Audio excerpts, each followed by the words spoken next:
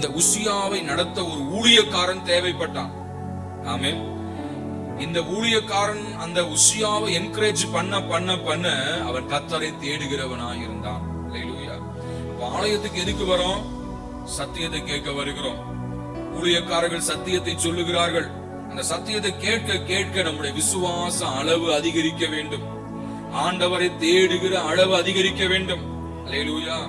ஊழியக்காரர்கள் விசுவாசிகளை பார்த்து ஆலயத்துக்கு நீங்க இந்த வாரம் லீவு போட்டுக்கோங்கன்னு சொல்லுவாங்களா?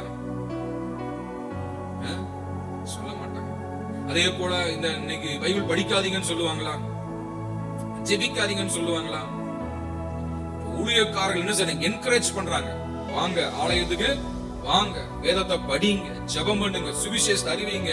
இதெல்லாம் கேட்க கேட்க தான் என்ன ஆகும்? நமக்குள்ளார அது ஜெனரேட் ஆகும். அல்லேலூயா. ஆமென். அடிமேல் அடி வைத்தால் அம்மி கூட நவுந்துரும், ஆனா நாங்க நகர மாட்டோம். அப்படி இருக்கிறீங்களா? அல்லேலூயா.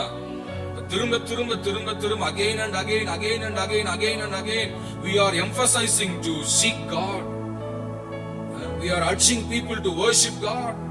தேவனை ஆராதிக்க நாங்கள் என்ன செய்றோம்? உற்சாகப்படுத்துகிறோம். அல்லேலூயா.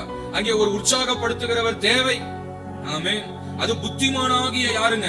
சகரியாவின் நாட்களிலே தேவனுடைய வசனங்கள்ல சத்தியத்துல தேறின ஒரு வேதபாரகனாக அந்த சகரியா காணப்பட்டார். அவர் அந்த உசியாவை என்கரேஜ் பண்றாரு, ஆண்டவரை தேடுப்பா.